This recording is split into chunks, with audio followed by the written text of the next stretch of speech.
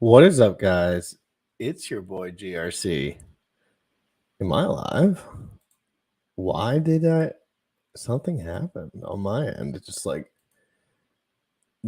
closed all my browsers except for this one. But anyway, Crypto in the Morning is live every single day at 11 a.m. Eastern. You know, I don't need to look at all my notes or anything like that. I would never need to do that. But we have a lot to talk about today. But I want to start with something. So fabulous to me. Actually, that's not right to say, but I just give it a sec. Okay, we got a couple of things to cover today. Cardano, Charles Hoskinson, some statements about Ethereum. Richard Hart did a little Twitter splurge. He uncovered something that I didn't know about. One DApp for Ethereum security, which I'm going to be looking into today, and then we're going to really quick, we're gonna look at some highlights from God, just keep watching, and then we'll go straight into the Crypto in the Morning song, of course.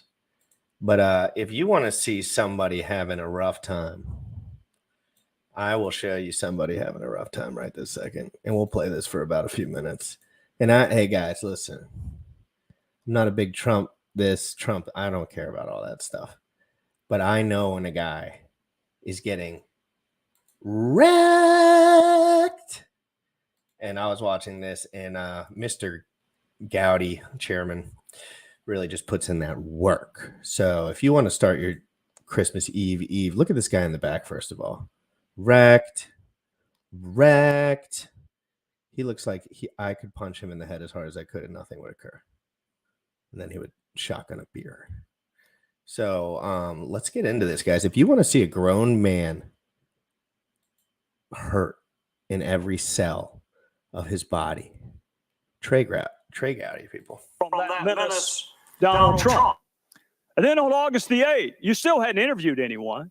You're 8 days into your Russian collusion with the Trump campaign investigation, and you got another text from your colleague, Lisa Page.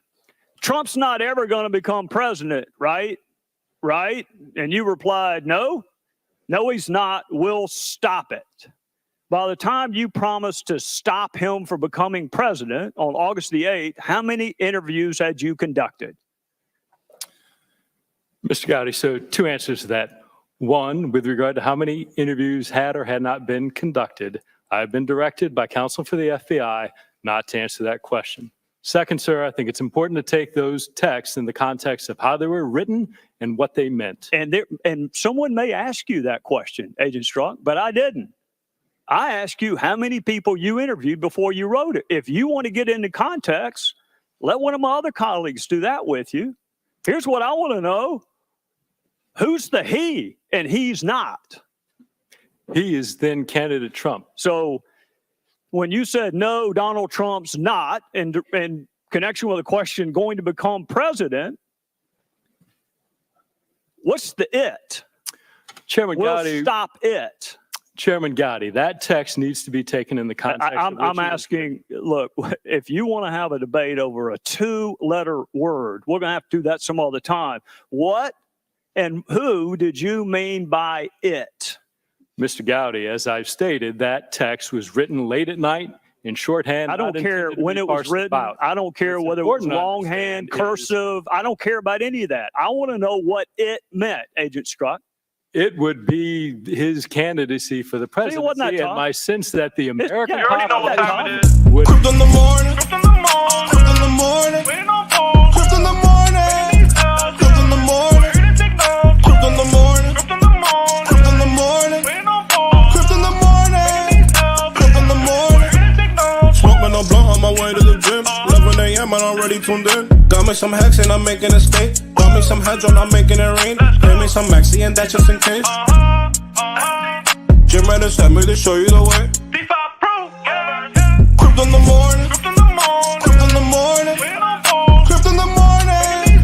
Crypto in the morning. Crypto in the morning. Crypto in the morning. Crypto in the morning. Crypto in the morning. Crypto in the morning.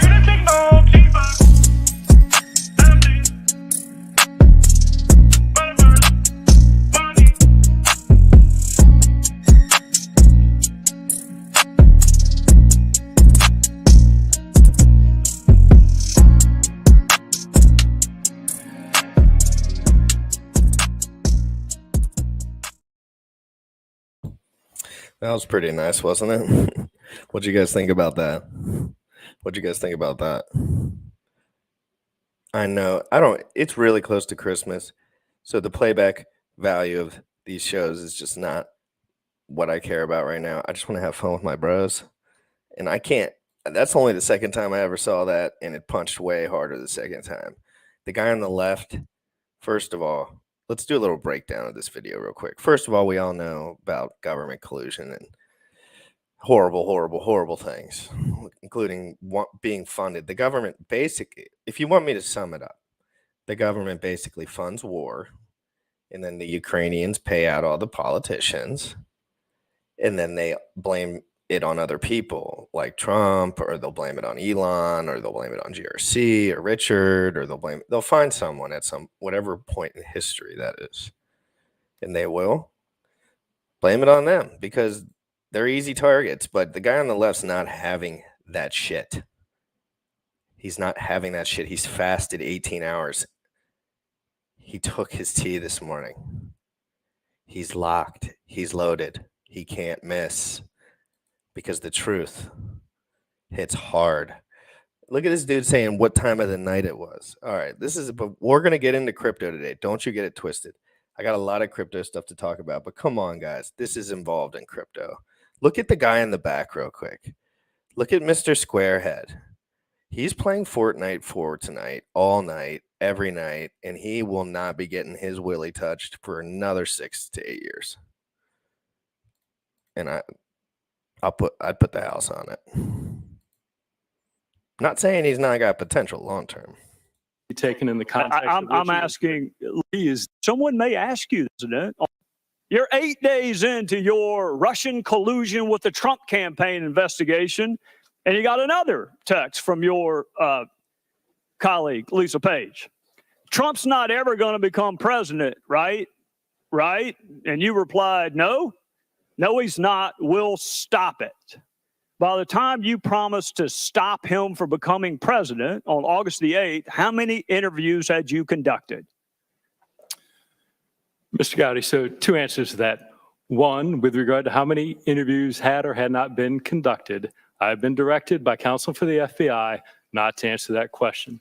Second, sir, I think it's important to take those texts in the context of how they were written and what they meant. And someone may ask you that question, but I didn't. I asked you how many people you interviewed before you wrote it. If you want to get into context, let one of my other colleagues do that with you. Here's what I want to know. Who's the he and he's not? He is then candidate Trump. So when you said, no, Donald Trump's not, in connection with the question, going to become president,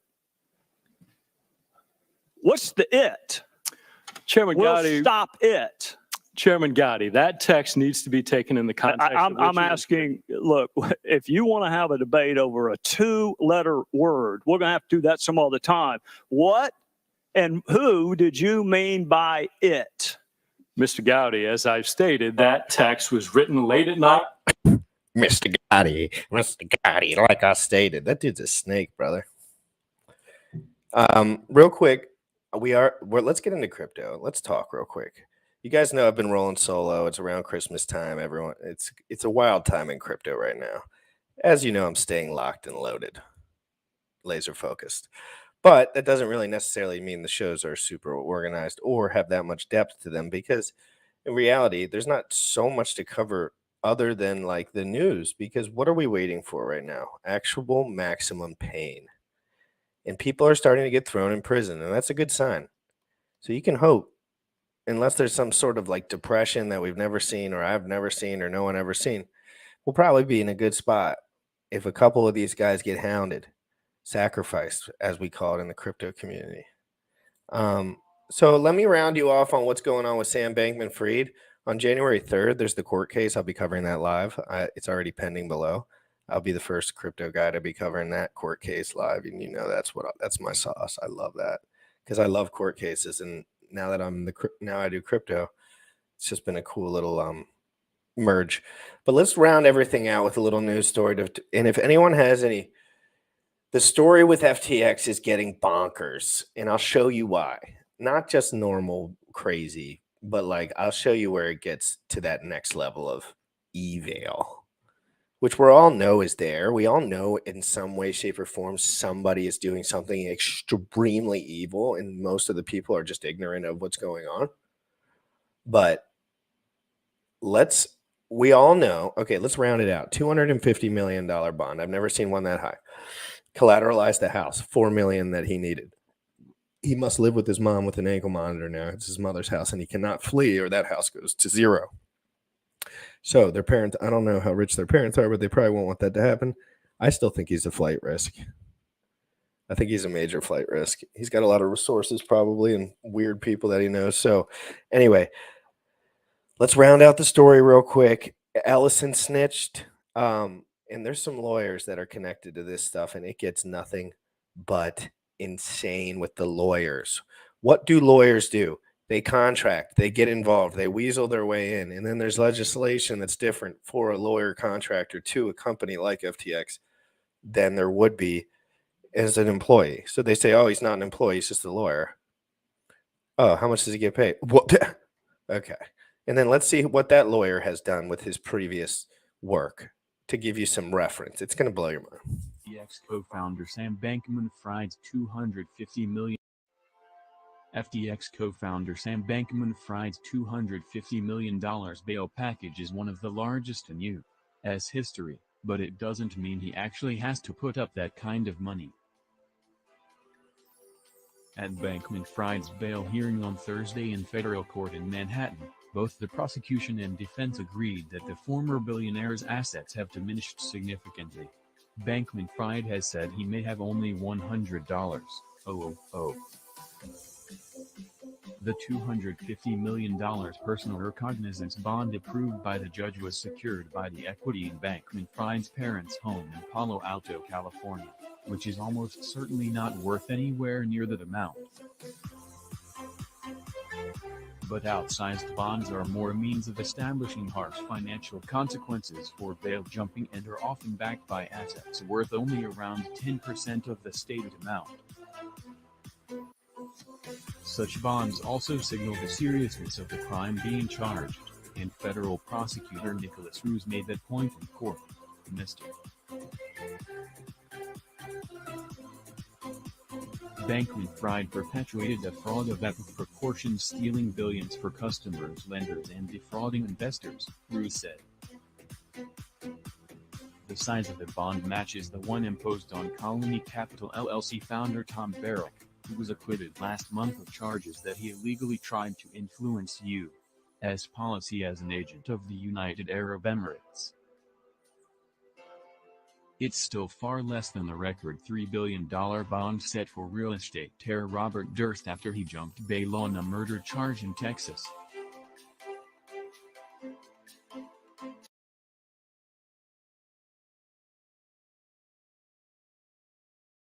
Okay, I have a question. This one's more of a question for the chat. I'm sorry that I didn't prep for this, but I think this might be brand new. And I need to know. I got a lot of slack. Just stick with me, guys. It's Christmas. Don't leave me just because this is all good stuff. And we're going to get rounded back to all these points. But former U.S. President Trump slams President Joe Biden for border situation. Oh, no, damn, that ain't the one that I was looking for. That ain't it. Guys, who's excited for ZenFTs in the chat? That is something I forgot we have to keep talking about. Who is excited for ZenFTs? And let's go over to Dex Screener and check what the hell is going on. Okay, you guys know I don't go over to Dex Screener too often. But when I do, it's usually brutal, bloody chaos. Okay. So what do we have here, guys? These are all the GRC coins, except I don't own any Poly or Maxi. I just have those up to show people liquidity stuff. Okay. So let's look here. Let's make sure. I like to do volume or transactions, number of transactions or volume. Those two numbers are going to be the ones I look for. I kind of know the liquidity off the top of my head usually, give or take. So unless something happens. So let's go transactions. So Hex USDC, and this means someone traded Hex for USDC or vice versa. 527 trades yesterday. There was a lot of action the last couple of days, a little mainly on the downside, but still a lot of action for Hex, which is interesting. A lot of people are freaking out about a lot of stuff. I don't frankly care that much. Zen, remember, Zen is only 72 or 73 days old now. And we're going to see a lot of volume. I mean, $343,000 in volume for something that's 70 days old with $328,000 of liquidity plus 73. Plus, there's probably a bunch of other pairs. That's probably the most promising ERC20 in crypto right now for people that know it. And I'm not saying to buy like necessarily, but like if you look at the numbers crypto is all about network effect and users and what they're doing. And if a lot of people are doing one thing, especially in a bear market, it generally sticks out like a sore thumb. And that's what you're going to see. And then we got the Zen FT thing coming up. So I guess we're going to have to figure out how that's going to all come into play with this. But I know a lot of people that really, the thing that upset me or surprised me was that a lot of people, when stuff started going bear and Richard started calling for 10K and everyone was certain about it, Hex was like 20 cents, Ethereum was probably like 1,500. I can't even remember really. But then everyone thought just because the newness of Hedron, the newness of Icosa, the newness of Maxi, somehow that there was going to be some sort of complete detachment in price. And as we saw everything just continue to move down, I think everyone that was really in tune with the market would have used those cryptos for the purpose that they were for, or however they wanted to use them, or hodled or whatever, but not like progressively put more money into things like, and I hate to show, oh, that's the Maxi Hex pair. Where's the Maxi USDC pair? So I know Maxi's not necessarily supposed to be traded for USDC, and I guess it doesn't really matter. But I mean, nobody's trading it for USDC at the moment. And it's not a stake token. It's just a liquid token. And to be honest, it's just dependent on, it's just a complete, this $36,000 might as well be zero in my eyes. Because this is the only real pair for Hex. Maxi is Hex. And do I think Richard probably likes that? No. No. Do I think it matters what Richard likes? No. But it's just like there's a big fat $202,000 of liquidity sitting there, someone making money on it, kind of separate, kind of elongates things, kind of gives it a lot more one of the best things about Hex is that it has low liquidity, and people don't really understand that. So that means when it does start moving upward, even now, 5 million, 10 million in liquidity altogether, there's a lot of potential there. You start adding legs to it that have 1 million here. Hedron is 2.2 million USDC. 958,000 USDC in the liquidity pool. Promising, more so than Hedron has actual that regurgitative use case that you can see that people have actually been using like crazy. So A6 is up 60% or so since your show with Gunther. Jesus. Is that GRC or is that Gunther? I think that's more Gunther than GRC. I don't. To be honest, be 100% honest with everyone, I hadn't gotten too involved in any of that stuff. I just wanted to help support something that I thought was cool, and the videos were great. And Gunther's, I thought it was cool. Get in there, Hex. Ooh. So, wait, what is this?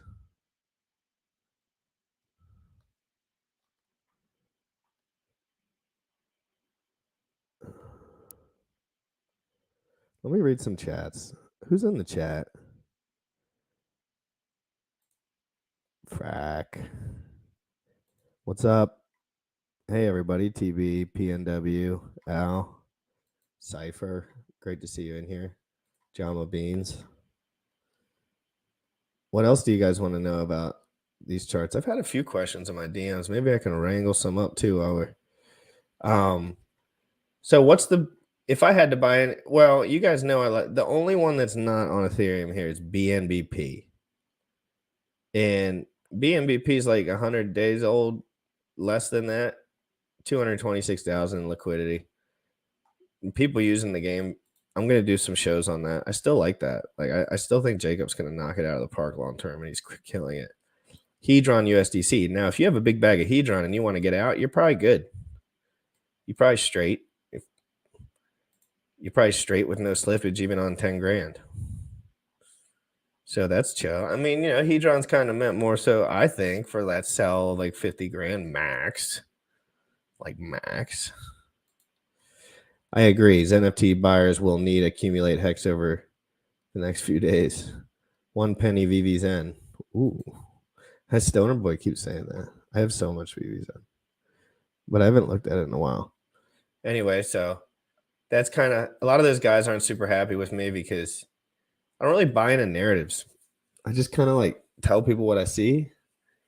And to be honest, it's not always pretty for a friendship. Like to be like, hey, dude, I was so critical about this sacrifice that was going on, like hyper critical on Twitter Spaces to the point where everyone was getting mad at me. And it's like, dude, you got to be hyper critical. You got to be super critical about this shit. This is crypto. So, like, remember when, if you had wasn't there like a Poly was the same thing? You could have gone 1 for 1 for Hedron to Poly, and Poly has $32,000 in liquidity in it. And Hedron has $1 million. So, really, all you did was just swap your tokens 1 for 1 for a really small pool. And you have less money. But I mean, that doesn't mean in the future, what you would be looking for was long term, and that's up to you as an investor to feel like, I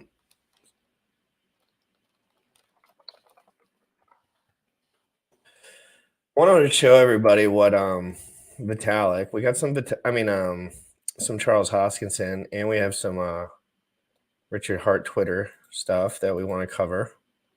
Make sure you smash the like if you're in here, guys. If you're in here, just know, co-host out of the office, producer out of the office. Trying my best here to be up with the Joneses, so chill with it. Biceps in the chat. That's always what makes me happy.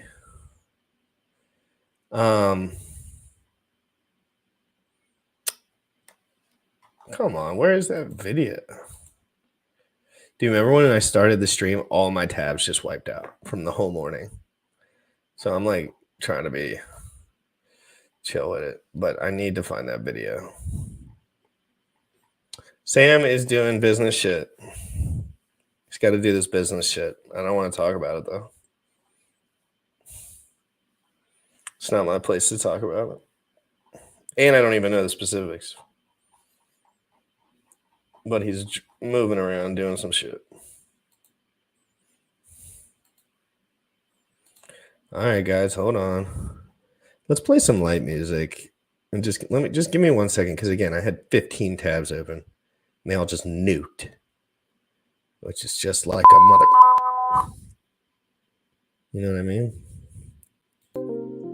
It's Christmas, guys. Merry Christmas. It's Christmas Eve, Christmas Eve. Merry Christmas from Jim Rat Crypto. Your favorite unbiased crypto source for the real deal. No BS. First to cover Zen in the world. Giant hex critic. Still love them. And we're covering DeFi all day long, every day long. And super cool court cases related to financial crime. Because that seems to be the method. So let me keep it going, guys. Just stick with me. I know that I effed the show up. But it doesn't matter because it's Christmas.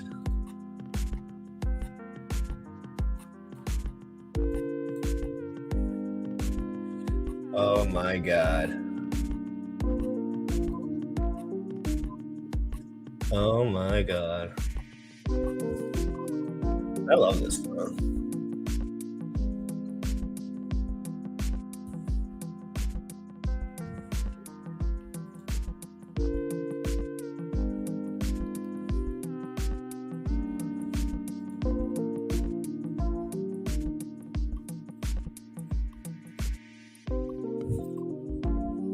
Nice little drop on that.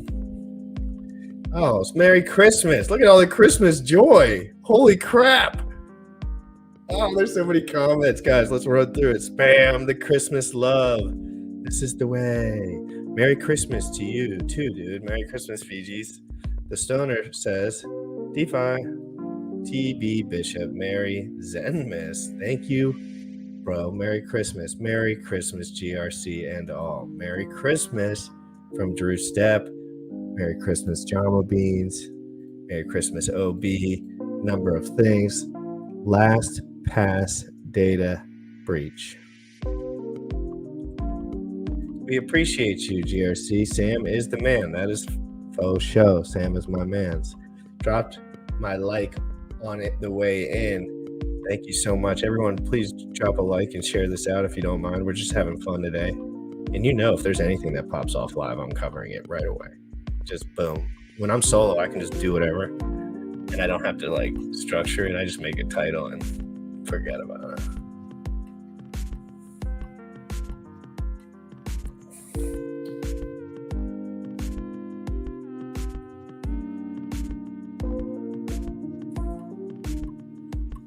Merry Christmas from Crypto in the Morning. We're going to be live every day, and we're going to be the biggest crypto show in the history of the world. And I decided that a long time ago. When I started, 100 days or so. 200 days probably, I don't know. Guys, let's go into Twitter real quick. First of all, for anyone who doesn't remember, I think everyone remembers at this point, I was the first person on the internet to cover Zen crypto. And if you want to see a cool little Zen video, here it is. But in all seriousness, good times. It's all a journey. It's all fun. Don't play Fortnite Chapter 4 or women will never touch you. Focus on your mission, not theirs, young men. We have Charles putting in, Charles, please explain the essential value proposition of Cardano in one sentence.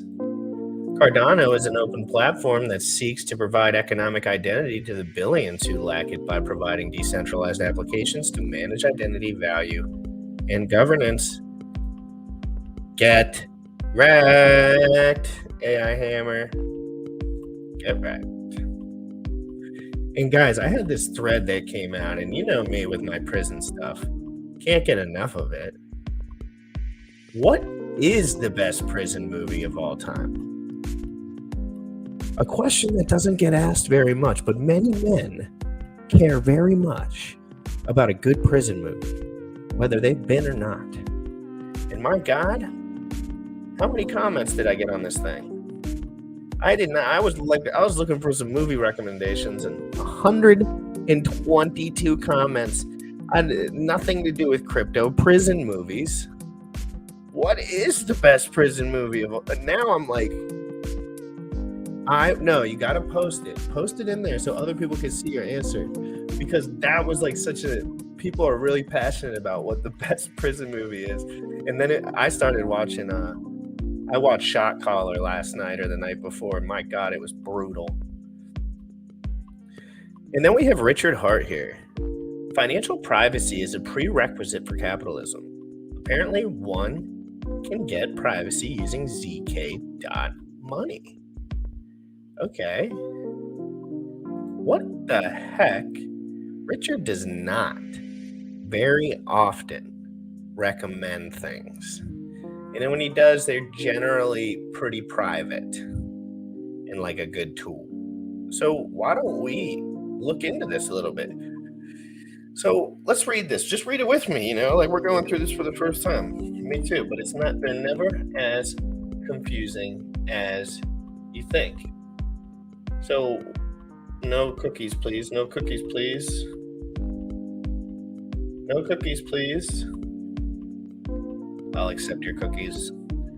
So the private DeFi yield aggregator for Ethereum, zk.money. And is the music too loud, or do you want the music off? Or also let me know in the chat. 1's for music, 2 no music. I'll turn it down a little bit. 1's for music, 2 no music. Merry Christmas, everybody. Let's learn about these. This could be a serious tool that I use because when I find a tool that I like, I generally spam it until they change the rules. So zk.money is your portal to using Ethereum DeFi services with full privacy. What? No way. And up to 100x cost savings? What? What the? Shield funds to start accessing. Okay, I'll shield now. Okay, whoa, hold on. Sign a message from your Ethereum wallet to retrieve your Aztec address. Oh, I see. Remember which Ethereum address you used to sign up. Okay, so you sign up with an Ethereum address, and then you retrieve an Aztec address. And that's somehow how they kind of get that decentralization working. But let's read a little more. What do we support and what else can you do? So what do we support? They support staking. Stake Ether and other assets to earn continuous staking yields. Interesting. Fixed yields. Earn reliable fixed yields on funds deposited to Aztec. What else can you do? Private send. Send to a layer 1 address or internally to any Aztec alliance. Oh. So you can send it internally or to some private shield. Okay, so this private shield thing seems like to be the innovative piece here. Shield funds from layer 1 to gain access to private DeFi opportunities. I'm going to need to know what the hell shield is right this second. If this isn't your favorite kind of nerdy stuff, this is pretty much what I like. All the videos and stuff are for fun, but I like to read. All right, I got to check the chat for the music cues. No music. Okay, no. Yes. No, yes. We're like tied. First person. I like it. It helps me focus a little bit. And I can like speak at the beat of the music a little bit, if you know what I mean. How does my voice sound? Is everything sound good from my end? I forgot to ask this morning. How's my audio? Is it pleasuring to the ear? Is it okay? 1, if it's great. 2, 3, crap. I need to know, and I'm going to keep reading right now. All right. Frequently asked questions. This is where GRC spends most of his time. What happens when I shield a token? Okay, so let's say we have Ethereum here, guys. Let's just pretend. We have Ethereum here. Aztec has an off-chain UTXO architect. All right, we're going to have to look that word up. Because they want to trick you by you not understanding anything. So we're going to figure out what that is. UTXO stands for unspent transaction output. So there's your little verb learner for the day. UTXO stands for unspent transaction output. It is the amount of digital currency someone has left remaining after executing a transaction. When a transaction is completed, the unspent output is deposited back into the database. Okay, so do you guys understand that? I understand that. That works. There's a lot of things that work like that. That's pretty good that I looked that up. Aztec has an off-chain UTXO architect that functions like cash. So I guess they have like a little small reserve that acts like cash. Shielding a token functionally means depositing it into Aztec's Ethereum smart contract, which then communicates with Aztec's off-chain UTXO state system to generate cash-like encrypted notes. The entire system accounts for the user's claim on layer 1 tokens and assets that fully encrypted state system, kind of like a brief case of an IOUs from Dumb and Dumber. What? When assets are deposited to Aztec, withdrawn from Aztec, sent within Aztec, or exchanged for other assets via Aztec Connect, the state tree is updated with new encrypted notes. Because no one can peer inside a note except its owner, users identify and account balance is fully preserved. Interesting. And if you want more information, and I'm not gonna be done with this here. There's the article. It's a more information article. So let's think real quick.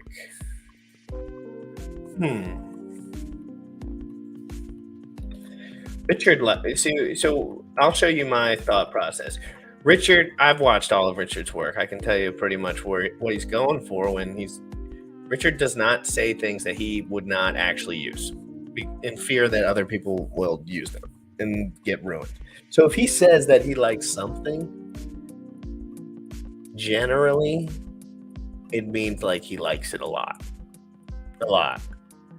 Like he mentions I can't remember that one company that he likes a lot that now everyone uses, including myself. But let's go to zk.money and see if we can get a better description. We want to keep tight on all this. In this video, I would like. We want to keep tight on all this, guys. Keep it clear.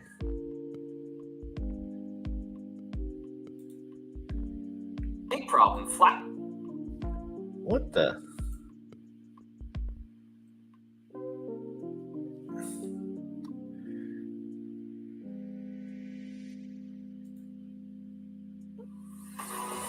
Which is a prime level of contribution, super exciting, super fast. Let's watch this for a second. If you guys want to learn more about zk.money, I'm just going to do all my notes now. So this is a 10-minute video. It's going to explain everything. So if you like this kind of sauce, you can stay in here. And if you don't, you can do something else. Merry Christmas if you're leaving. Great to see you. If everyone in here, God bless. I'm trying to learn some stuff this Christmas holiday. I got big plans all in January, so it's going to be me running around with my head cut off, and I'm excited to get some more notes written because it makes me feel at peace. Some men, when they're stressed, they clean. I'm that kind of guy. The best thing about it is that it's zero knowledge as well. So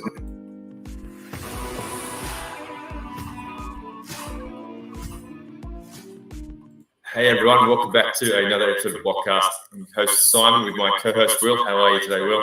doing great, Simon. What's today's topic? Today we are talking about another layer 2, which is the Aztec network. So you want to give us a briefing of what the Aztec network is, mate? Aztec is a personal favorite of mine. It's done a lot of contributions for the last couple of years in zero knowledge groups. What they have currently that's super exciting is zk.money, which is a layer 2 that is super fast. The best thing about it is that it's zero knowledge as well. So it's private.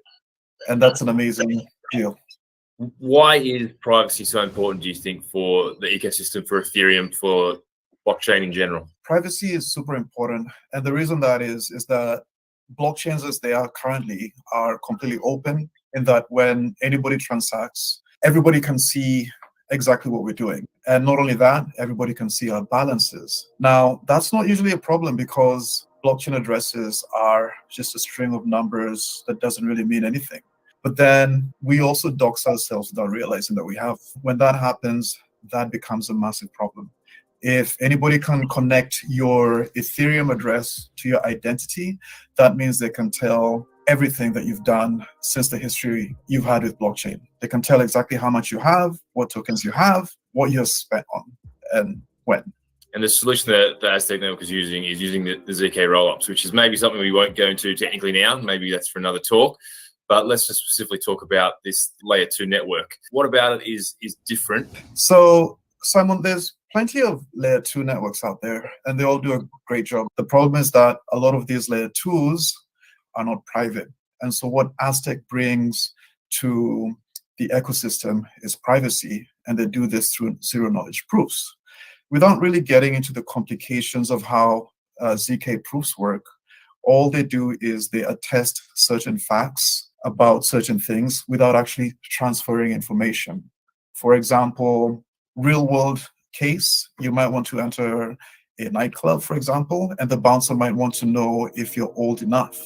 So what a zero knowledge proof will do is it will attest to the bouncer that you're old enough without actually giving away your age, your birth date, your location, which is exactly what happens when you present your ID card to the bouncer, right? So this is exactly how ZK proofs work in the blockchain, in that if you want to send me money in exchange for something that I'm going to send to you, all you need to know is, do I have enough money to pay for the item? And so how zero knowledge proofs work is that they attest for this without sending information. And this is Aztec's key offering, is its privacy for everybody. I think the big thing about this is that because it is a layer 2 on the Ethereum network, so it gets to use all the network effects of the Ethereum ecosystem. So that, I think, is the real power here, is that we're talking about not just a privacy layer, we're talking about a privacy layer that interacts with all of the things that you know and use on the Ethereum ecosystem. Oh yeah, so this is a key difference between Aztec and other ZK layers. So what Aztec does is that, number one, it lets you deposit your tokens onto the layer 2. Once you're on that layer 2, your tokens are completely safe. No one can tell what you're doing with them. But then the key thing is that while most other layer 2s just let you keep your tokens there, what Aztec does, it allows you to invest them or use them in any way you want on layer 1. You can deposit your Ethereum onto zk.money, and from that layer 2, you can actually deposit them back into Aave, and that way it is impossible to track exactly what's happening with your money. So Aztec is great in that it introduces a really cool way of keeping private, being on layer 2, using less gas, but at the same time being able to use your tokens on layer 1, and that's a huge deal. So let's talk about, I guess, from the developer's perspective, NOR language they've written for the Aztec network. So what's And guys, I want you to understand that a lot of these things are used for gas fee. The gas fee is less. It's a separate system with it. So remember that. Like, I use all chain bridge all the time. Not even always chain to chain. Sometimes it's cheaper. So a lot cheaper, like 10 times cheaper. So people will say, why do you use all chain bridge all the time? I'm generally like, for a swap. the benefits of that? How does it differ from Solidity on the Ethereum network, and why would people want to use it? Both languages are good. NOR is definitely newer, and I believe that they're still working on it, so they haven't released it yet. One challenge that developers have when they're working on zero-knowledge proofs is that it's a very complicated thing to build, and in most cases, they need to build this thing themselves. So that introduces the possibility, the risk of errors. Now, what NOR does is that it abstracts all of this complexity. So it reduces the complexity for developers, and all they have to do is write much less for the same effect, and probably with higher security. Since they're writing less code, they're also less likely to make mistakes. So how easy would it be for someone who's already got something on Solidity? Like, let's say I want to copy and paste Uniswap onto the Aztec network. Aztec already has this solution. They already have SDKs that do not work on NOR, whereas an SDK is interesting. It's more interesting and more versatile to have a language that is completely dedicated to ZK proofs with all of the abstractions that you need to get your proofs done. Everything from sending tokens to having different kinds of attestations. Okay, so what you're saying is basically you don't need to copy and paste a Uniswap onto it because of the way it currently works, and it already talks back up to the layer one in a private way. How does it work? Does it need large amounts of liquidity, kind of like Tornado Cash needs large amounts of liquidity to hide it? Is that how the Aztec network works? How it works is that instead of forcing Uniswap and all of these other services to port all their liquidity and move it onto the layer two, what it does is it just lets them connect. And just by changing the interfaces very slightly, it allows you to jump into the layer two. That obscures your transactions. And then once you're there, you can jump back in without anybody knowing who it was. So there's a caveat to that, in that if it's just me and you on Aztec, and we both deposit our tokens on Aztec, and tokens come from Aztec and into Aave, well, it's likely that it's one of us who's probably doing it. But then, like you're right, the more users that use Aztec, the more secure it is. And there's a term for it, it's actually called the anonymity set. And so the more people that use Aztec, the more applications that integrate with Aztec the more secure it becomes. So there's still things we can do to be more secure as we use Aztec. But then generally, as more and more people use it, it becomes much more secure for everyone. Yeah, so basically the whole thing with all of that is the liquidity. That's what it always comes down to. It makes it more secure if more people use it. That's the whole thing. Everyone says that about everything. If more people use it, but well, there's 100 different things coming out, and are more people going to use this? That's a very dense conversation to have, and I'm not willing to have it right now. So what do you guys think in the chat? I guess would be the best answer. Guys, you know I'm getting to Charles Hoskinson. I know guys like Charles Hoskinson in real life. And sometimes they're nerds, and sometimes they're always honest. They're honest about how they feel. And I believe that Charles Hoskinson is a very honest man. And I believe that he has some takes on Ethereum proof of stake that are very interesting. So here's a 1 minute one, and then we'll show you a little bit more of a long version one. But here, this is from 2 months ago. Or this is a clip. I don't know exactly when it was, but this one was circulating on Twitter a little bit. So let's have a listen. I haven't listened to this one yet, but I've heard what his thoughts are. So I want to know what your thoughts are. Charles Hoskinson on why Ethereum was not proof of stake from the beginning. Why haven't you bought a zero gravity chair yet? I do have one. It's in one of my houses.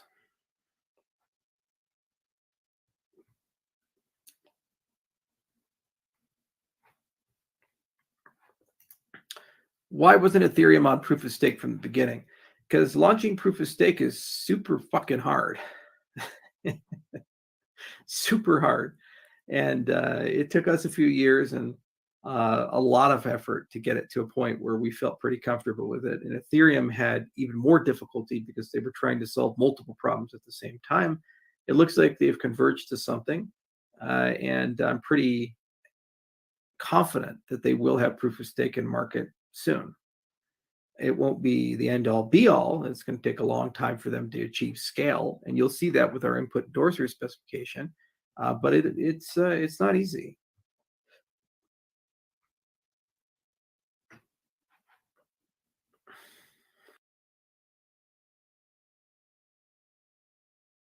Let's dive into the topic a little more. If we got some learners in the chat, anyone that likes to learn, I'd like a bicep in the chat if you're a learner. Is the learning type of information the information you guys like, or do you more enjoy the first 20 minutes where I get into the news? Now, there is still some stuff. We still got to talk about who's going to jail in those connections between those lawyers, but this was something that I wanted to switch it back to a little more educational for a minute so we could keep a calm head. There's lots of crazy stuff going on right now. Charles keeps it calm. So one of the things we did with Cardano way back in the day is we started from Bitcoin as a base. We kind of ignored a lot of other stuff. And we said, well, what did Bitcoin get right? What did Bitcoin get wrong? So Bitcoin got a beautiful consensus algorithm, proof of work, right. And we said, can we replicate those properties in the proof of stake world? We like that a lot. We like the inclusiveness. We like the 15% Byzantine resistance. We like the asynchrony. We like all these things. These are phenomenal properties. So we have to mathematically describe them. So we wrote a paper. It's one of the most cited papers in the entire cryptography industry for cryptocurrency, over 3,000 citations, the GKL paper. And it basically created a security model for Bitcoin. Then from that, we had a basis upon which to build a proof of stake algorithm. And we wrote more than a dozen papers now with Ouroboros, and they're among the most cited of all papers in cryptocurrencies. And that gave us a good engine that had Bitcoin-like properties, but lives in the proof of stake space with all the upside of proof of stake. The anticipation, execution, and post-effect of Ethereum's merge has been stealing all of the headlines in the crypto space for the last month. But quietly in the background, Cardano has been working on their own upgrade, the Vassal upgrade, which concluded last week. The upgrade is widely touted to improve the network's smart contract functionality, faster transactions, and scalability, as it looks to snag a piece of Ethereum's market share. As a guest on Mainnet 2022, outspoken Cardano founder Charles Hoskinson was given the floor and was asked, what are some misconceptions of Cardano? What does everyone get wrong about Cardano? In his answer, Hoskinson shared his admiration for Bitcoin, stating that his vision was to take all of the good from Bitcoin and apply it on a proof-of-stake network, but also revealed his disdain for Ethereum. Hoskinson didn't mince words about Ethereum's switch to PoS, stating that it should have happened years ago on grounds that during his 6-month stint with the network, he had made a continuous plea to core engineers but was repeatedly ignored. He took a swipe at the Ethereum ecosystem, saying that they seem to really like technology and events from 2014. But before we listen to the rest of Hoskinson's thoughts, if you're new to the channel or not subscribed, make sure you hit the subscribe button as we put out daily content to keep you updated on the current market and news. So every step of the way with Cardano, we just basically said we're going to start from something that makes sense. We're going to write papers. We're going to validate those papers in the academic community. There's now over 150 of them that we've written as an ecosystem by top professors. We have a lab at Stanford. We have a lab at CMU. We have people in Europe, at Edinburgh, people in Japan at Tokyo Institute of Tech. And then through an evidence-based way, we're going to roll it out. And so it's built this great community that basically says, look, these guys eventually will get there. They're eventually going to figure it out. And wherever they get to, it's probably going to be something that works and it's global scale. And there's a humongous appetite in our industry for that, especially during bear markets. You don't capture anything during the bull market, but during the bear market, everybody's collapsing. All the bridges are getting hacked. All these DeFi Ponzi schemes fall apart that we keep saying are problems. So that's the community we've built and the ecosystem we've built. Now we are enjoying the dividends of that approach. We're doing a hard fork today. I'm not sweating because we built an incredible upgrade system called the Hard Fork Combinator. In just about 3 hours, it's out. I don't worry that it's going to be problematic and the network's going to break. We're literally updating a $15 billion asset with 3 million person community on 200 plus exchanges. And it's just an event for us, like many others. Because we thought, how do you upgrade these things? For the consensus algorithm, they talk like, how do you scale Ethereum? Well, we already wrote all the papers on how to scale Ouroboros, so we know how to do it. Just implement it. It might take a year, it might take 2 years as an inevitability, though, and it's there when you need it. For the transaction models, people talk about TPS. With extended UTXO, you have transactions per transaction. One transaction could be hundreds of transactions in the accounts-based model. And that's great for rollups. That's great for accumulators. That's great for off-chain traffic and so forth. So, that's always been the philosophy. Maybe that's not your cup of tea. That's fine. It's a big industry. But you have to acknowledge that more than half of the value of this industry does believe in that because they hold Bitcoin and they believe in those slow, methodical principles. The other thing is Fortune 500 companies, governments, real actors that are in charge of millions to billions of people, they care about standards, they care about safety, they care about reliability, they care about consistency, they care about interoperability, they care about good governance. You get one of these clients on board, you have 3 billion users. Meanwhile, 98% of the people in the world don't use cryptocurrency for anything other than speculation. So we have yet to see mass adoption. We have yet to see mass embracing. In fact, regulations moving in a direction that we were now talking about things like, well, how do you do regulated DeFi? How do you do certified wallets or KYC AML on transactions? These types of things. That's where the V-Right standards are coming from and these other things. We kind of pre-built everything in that particular direction, that things work well in a standards-based approach. We're one of the most decentralized of all cryptocurrencies. 74% of the supply is staked and liquid at the same time. Over 3,000 stake pool operators. And the way the system is built, 10 years from now, it'll be probably an order of magnitude greater. So it gets more decentralized over time. So when you look at it in the micro, there's nothing for the speculators because it's not sexy. But when you look at it over the macro trend, once you gain a user, they tend to stay. They tend to be loyal to the brand. They tend to want to build something inside the brand. There's a lot of self-inflicted wounds. I was overly optimistic about how quickly we could move with the development model. We literally had to rewrite all the code about 2 years ago, 3 years ago with the Byron reboot. I was a little optimistic about how long it would take to go from research paper to an actual solution in market. Because I said, if we have the paper, we can do it in 6 months to a year. Some of these papers take 3 years to implement and so forth. But I'll just give you a sense of where the dividends have paid off. There's Mina, and there's Cello, and all these other things. They say constant size blockchain. We want to have a blockchain that I can have a light client and have full node security. Okay, and they have tons of engineers, and they spend tens of millions of dollars, and they're pursuing this heavy thing. One paper, Mithril, that we published last year with a team of just 3 people does that for Cardano. And it's 24 weeks of engineering. We're now in a beta test with the stake pool operators using it. It'll be in our wallets in the next 6 to 9 months. And that's one thing that also can be used for scalability, off-chain voting, interoperability between different side chains, and so forth. And we get that with a very simple cryptographic primitive, the threshold signature. Why? Because we thought about it. While we were designing Ouroboros in 2016, we said, you know, we're going to need side chains. We're going to need off-chain stuff. We have all these things. Can we do the hard, heavy lifting now and design this framework so that I can just plug a simple solution in? Meanwhile, all these other people are trying to take older systems and retrofit them to have capabilities they were never intended to do. And then they suddenly have to spend years scratching their head thinking about it, like 7 years for Ethereum to get proof of stake integrated. It took us just a few years to actually turn that on. So, you know, it's not everybody's cup of tea, you know, and I get that. I appreciate that.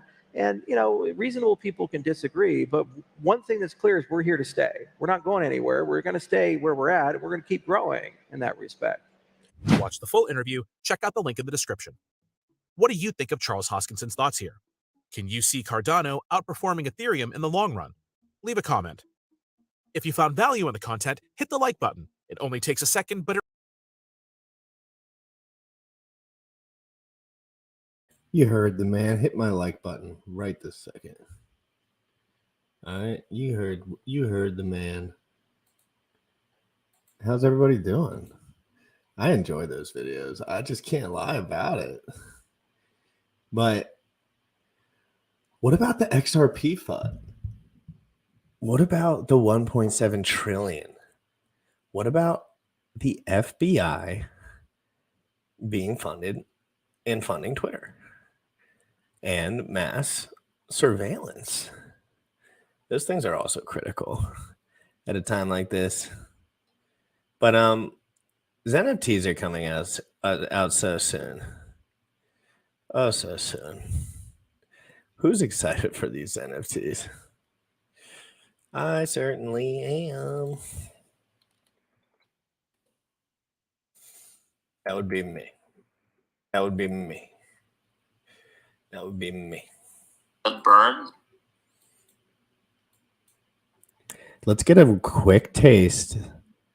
You know, I went up in front of on the Twitter Spaces and said, "When is NFTs coming out?"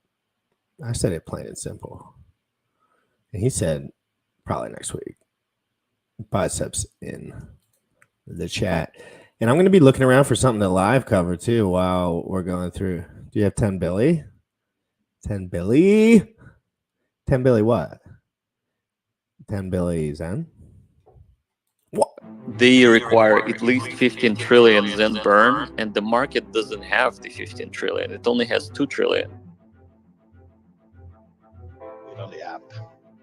That is certainly true. And another thing to point out that the apex categories of NFTs, they altogether they require at least 15 trillion Zen burn, and the market doesn't have the 15 trillion. It only has 2 trillion. So no matter what anybody says, there's always going to be extra apex category NFTs available, just because there isn't enough supply of Zen available to do that. So it is, you're certainly right that waiting a couple of days or even a week or even a month will not be able to produce all of those or mint all of those NFTs, just because it is impossible, no matter what happens to the Zen price. And when I say Zen price, I'm talking about the RC20 contract, because supply is still being produced for, at least 8 years.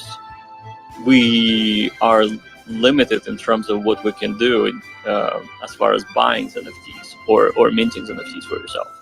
So that creates a buffer, I would say almost like an anti-FOMO buffer, because someone could say, yeah, I'm not willing to pay 200 gwei, 300 gwei for gas. But when the FOMO dies down, then you can still get into the unicorns and the rare varieties of NFTs, knowing that everybody's in the same boat, because there isn't enough Zen to burn.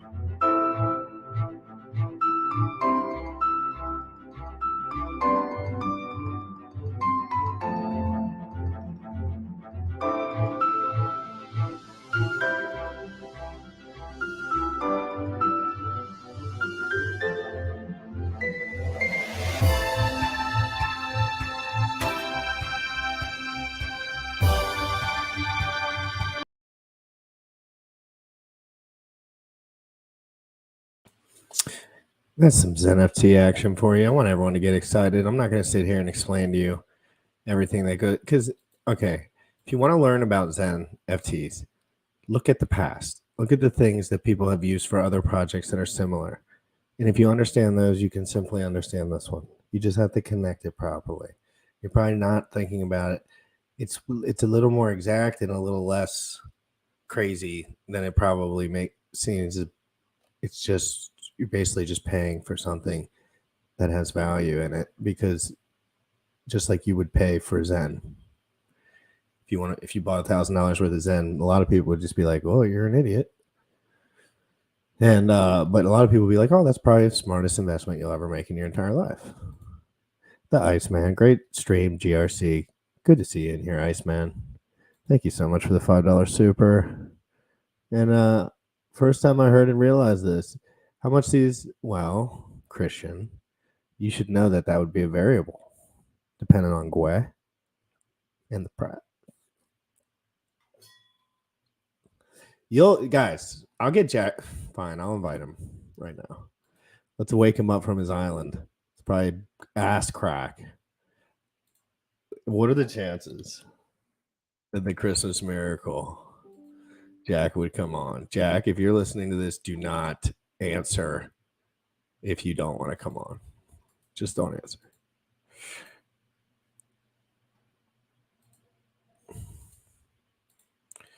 All right. A little bit solo action today. A lot of people trying to get me on to come on the show, but I get so distracted. I get so distracted. So I want to get into some dirty details here, guys. Dirty.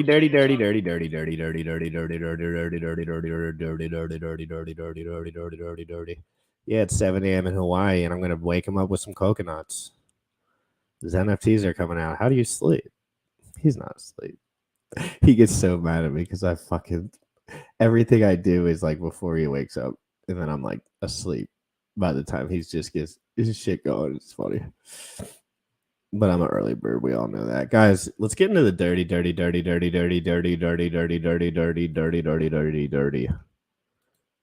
I want to get into the dirty. Former attorneys.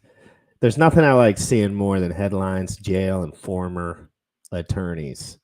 Attorneys are the scum of the earth. I'm saying not every attorney. You guys know how that is. Big attorneys, that career attorneys, family lawyers.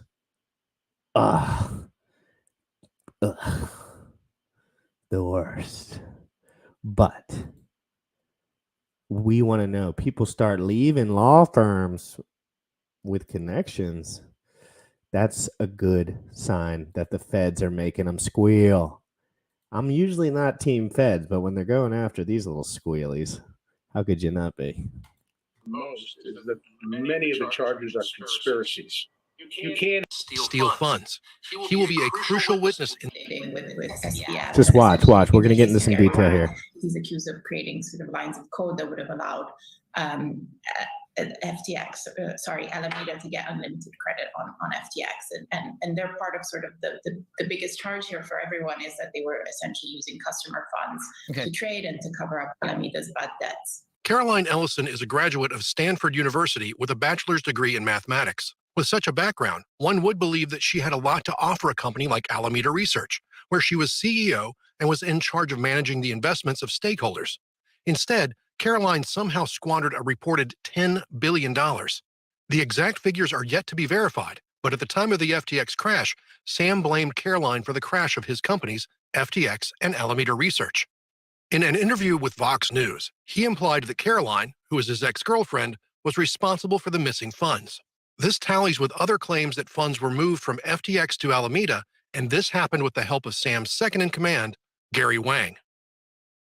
I think Gary Wang. I don't know Gary Wang too well, but he's the guy that has in every group, there has to be a guy that goes to bed at night knowing he's an evil bastard.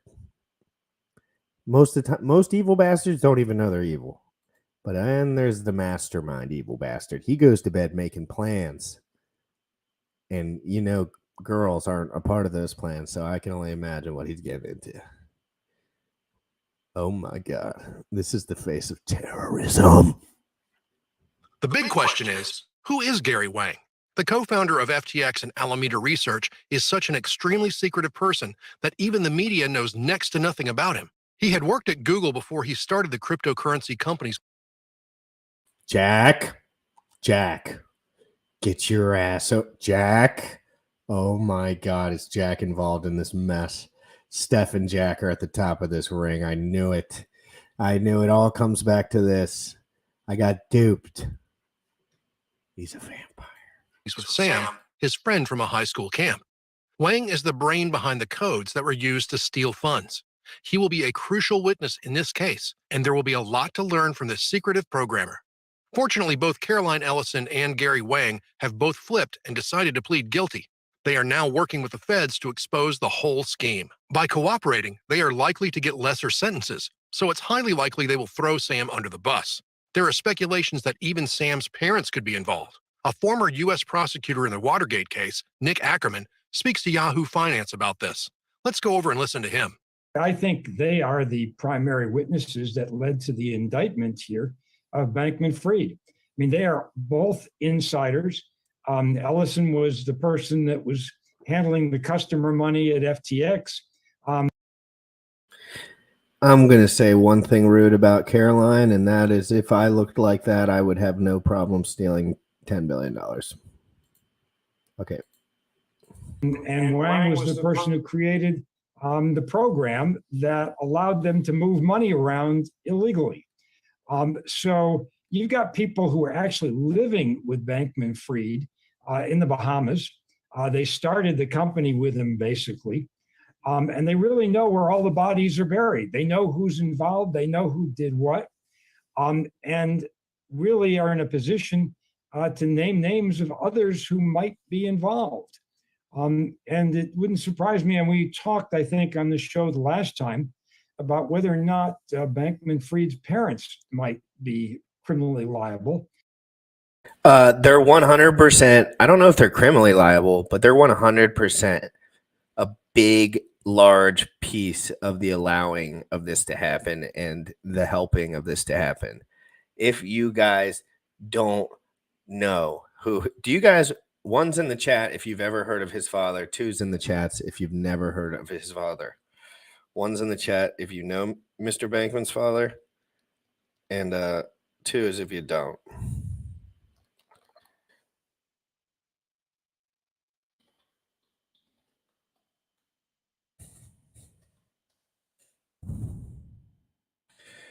Because it's pretty interesting if you really look into his story, and I'll pull it up as we go through here. There's a little piece of it. It's pretty wild if you really think about it, and it's all going to come together. It's all going to come together. Just keep it coming. It's really obvious. Like, we all already know. We just have to be filled in on the specifics and make sure it's true. And certainly they would be. And we talked, I think, on the show the last time about whether or not Bankman-Fried's parents might be criminally liable. And certainly they would be in a position to know that, as well as other people who were in the company that might be criminally involved. There are early indications this case is likely to involve many more people, and many of them could be prominent personalities. Besides politicians and top business executives, Sam's parents could be indicted.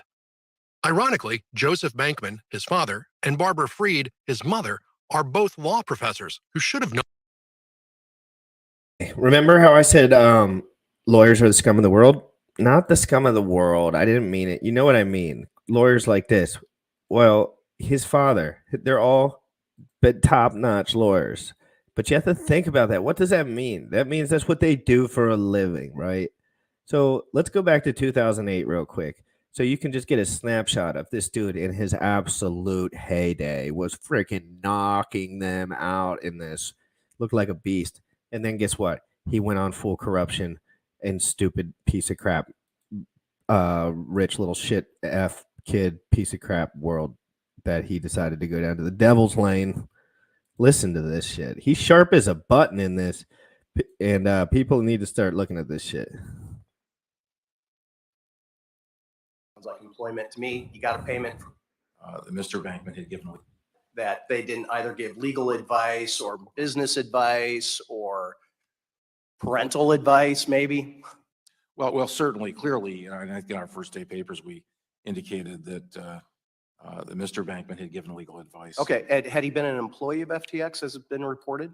I don't know if he actually had an employee status, but he certainly received payments from, the family did receive payments. Okay, that sounds like employment to me. You got a payment for, okay. Well, I raise that because on December 8 of 2021, I met with Sam Bankman-Fried in my office, which I will note was just immediately before he came. Please notice his smirk. The smirk on this man's face says, I want his parents gone and punched in the face and a pat on the sally. Look at his face. He wants war, brother. Sounds like employment to me. You got a payment for. I don't know if he actually had an employee status, but he certainly received payments from, the family did receive payments. Okay, that sounds like employment to me. You got a payment for, okay. Well, I raise that because on December 8 of 2021, I met with Sam Bankman-Fried in my office, which I will note was just immediately before he came down to the hearing. He was at least 15 minutes late, and his father accompanied him in that meeting. I asked and focused on what types of regulation he was under, his engagement with regulators, and how that affected FTX.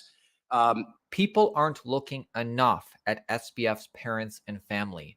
Listen to how financially literate Joe Bankman is. This is him back in 2008 in front of Congress and the Oversight Committee talking about hedge fund regulation and what the regulations should be to avoid things like fraud. Oh, the foreshadowing. I've been asked to provide an overview of hedge fund taxation, focusing on some of the benefits of hedge fund managers. My testimony, however, will also include private equity fund compensation agreements and tax benefits, since they're quite similar. Managers in both these fields receive a management fee, typically set at 2% of the amount under management. They also receive a profits interest, typically set at 20% of the fund's profits. The profits interest is sometimes called a carried interest or simply a carry. The management fee is taxed as ordinary income. The profits interest is taxed as capital gain if and to the extent the fund itself is recognizing capital gain. If it's long-term capital gain, that's at a tax rate of 15% as opposed to the 35% maximum tax rate on ordinary. Yeah, so that's the guy we're dealing with here. Just remember, his son, he sacrificed his own son and then said, you can live in my house with your ankle monitor, and if you leave, I'm going to kill you because these guys, they don't feel love in their heart. They don't. She can't even brush her teeth, and she has 8 Bahamas residents. He finds his way to brush, but it's critical to brush. Founding the companies, and also No matter what class of a human you are, get that brush and brush it up. big beneficiaries of the slush that followed when the companies were operational. Let's go back to Nick Ackerman to learn more.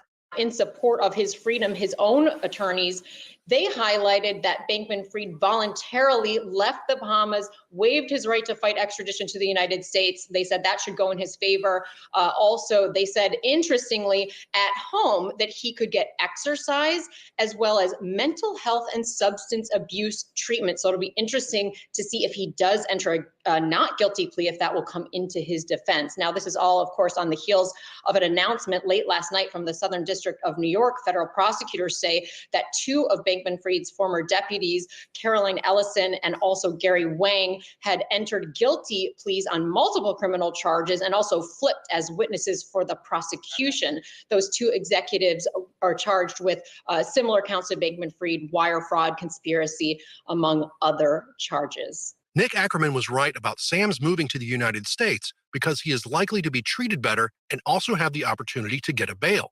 It doesn't stop there, though. SBF is also likely to get a lighter sentence because of his voluntary extradition. Who else is better to comment on this case but the lawyer that represented Bernie Madoff? Ira Lee Sorkin was Bernie Madoff's lawyer and speaks about the possible plans that SBF has. Well, what stands out most is that many of the charges are conspiracies. You can't have a conspiracy with yourself. You have a conspiracy of at least two people. And what I suspect is going to happen is there will be what we call a superseding indictment, where there will be other defendants charged who conspired with the main defendant here, and there'll be additional charges. But the fact that there are numerous conspiracies leads me to believe that this investigation is far from being over. Could be that the timing was, and I'm speculating, totally speculating, there was some discussion perhaps that he was secreting money around the world in different countries, that he was going to skip to another country that didn't have a strong extradition treaty with the United States, and the government moved in as quickly as possible to prevent that from happening. That's pure speculation. I don't know, but it's not the first time that the government has moved quickly when when that evidence is out there and they're concerned about what the defendant is going to do. In the wake of FTX's bankruptcy, Sam Bankman-Fried transferred $100 million to supposed investors in the Bahamas. Was this a ploy to hide some money with these accounts? Sorkin says there were speculations that he was moving money around the world and was a flight risk. It's no wonder the Bahamian government did not grant him bail. So, does Sam still have a cache of this money, or is he truly broke, as he has been claiming? So you expect more indictments here to come, more co-conspirators here. I mean, he's now being accused of conspiracy to commit wire fraud on customers and lenders, money laundering, violations of campaign finance laws. There are 8 criminal charges here. What is he looking at if convicted? We won't be around if he gets the maximum. Let me put it that way. And you're much younger than I am. It is not likely that defendants get the maximum sentence, but the mail fraud, the wire fraud, the conspiracies, the maximum is 20 years. And judges, of course, in sentencing are going to factor a lot of things in, none of which we know about at this time. But he's facing many, many, many years in prison. Sorkin believes that SBF will go to jail, but he thinks it would be just for a few years, 21 years being the maximum. Ari Redboard of TRM Labs talks to CNBC on what the legal implications could be. TRM Labs is a blockchain intelligence company that helps financial institutions, crypto businesses, and government agencies detect frauds that take place on the blockchain. So they are familiar with cryptocurrency-related crimes like that of SBF. He does not agree that Sam will only face a few years in prison. Now, let's listen to Ari Redboard. I mean, he's coming back to the U.S. It seems he's hoping to get bail, which would perhaps a little bit optimistic on his front. But you know, how serious are the charges against him? What's likely to be the process here, and how long will it take? The charges are very, very serious, and there are essentially many counts, 8 counts of different sorts of fraud. And I can tell you sort of judges here in the US look to something called the federal sentencing guidelines. And they're not mandatory, but they provide a guideline range for judges. And on sort of a very quick look at those guidelines, the guideline range, I mean, he's looking potentially at life in prison here. An initial hearing, it's almost pro forma, you'll plead not guilty. But then really where this becomes interesting over the next few weeks and months, does he try to cooperate? Is he really serious about making users whole? Because that'll be a big part of the government's case here. They will want to go out and do everything they can to find those funds to ensure that the victims are made whole. So he could potentially cooperate. He could potentially provide assistance to the government. He could potentially plead guilty, which would inevitably get that guideline range down, which will really be important for him here. Sam is potentially going to face life in prison like Bernie Madoff. He will likely plead not guilty. The focus of the court will be recovering as much money from SBF as possible, and the amount he is able to refund victims may determine his sentencing, amongst other things he provides in closing the case. Subscribe to the channel to follow up on developments. Adios, and thanks for watching.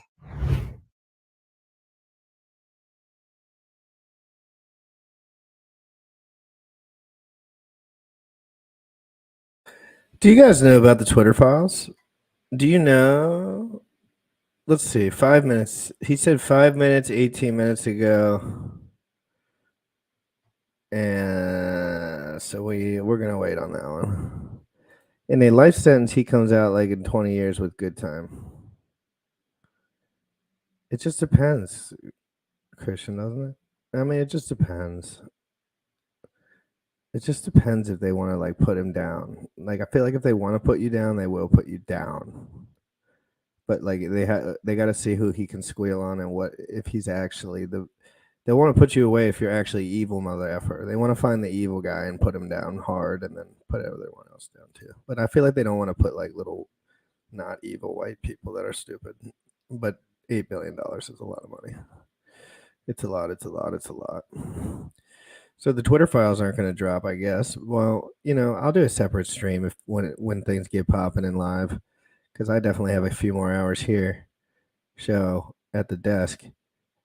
Everyone have an amazing day. Crypto in the Morning. That's live every single day at 11 a.m. Eastern. I might not always have the best shows during the holidays. I'm by myself. I'm solo, but I'm trying to keep it up. I'm trying to make sure everyone has that daily dose because you got to keep with it in crypto. If you don't keep with it, you get ripped it. Hit me up on Twitter. Smash the like button right now. Jim Rat Crypto, all my social medias, Instagram, Twitter. Hit it up, guys. Have an amazing day. Can I call my mommy? Look at Jack's got his hand on him there. Sam's in the back. Blah. Have an amazing day. Crypto in the Morning. You already know what time it is. Crypto in the morning. Crypto in the morning. Crypto in the morning. Waiting on phone. Crypto in the morning. Crypto in the morning. Crypto in the morning. Crypto in the morning. Crypto in the morning. Waiting on phone. Crypto in the morning. Crypto in the morning. Smoking a blunt on my way to the gym. 11 a.m. and I'm already tuned in. Got me some hacks and I'm making a stake. Got me some heads on, I'm making it rain. Pay me some maxi and that's just in case. Jim Reddit sent me to show you the way.